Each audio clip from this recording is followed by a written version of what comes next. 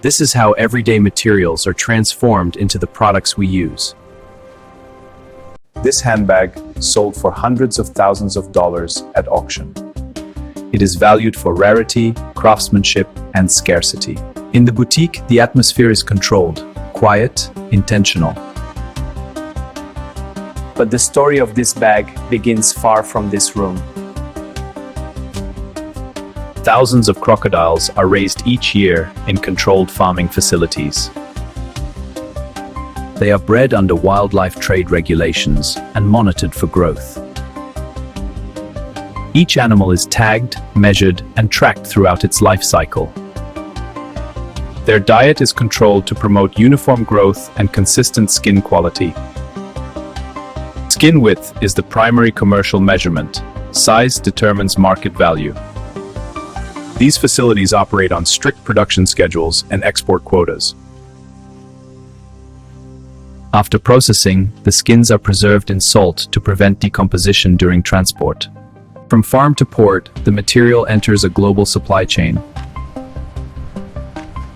The preserved skins arrive at specialized leather tanneries. The first stage is rehydration. Water restores flexibility to the preserved leather. Chemical tanning stabilizes the material, transforming organic skin into durable leather. Multiple dye cycles create the final color and surface finish.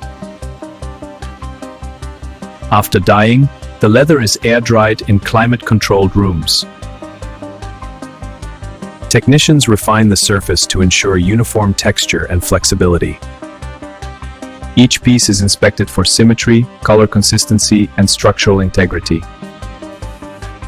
Only a fraction meet the highest luxury standards.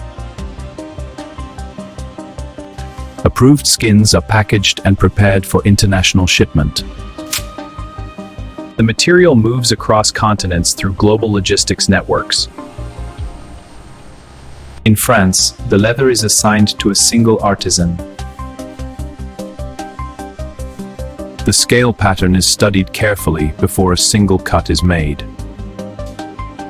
Each panel is cut by hand to preserve the natural symmetry of the scales. Edges are shaped and prepared to ensure durability and precision. The traditional saddle stitch passes thread from both sides through a single hole. The structure is formed gradually, shaping the leather into its final silhouette. Polished metal hardware is installed with precise manual assembly. The lock mechanism contains multiple components assembled by hand. The completed bag undergoes a final inspection for alignment and finish.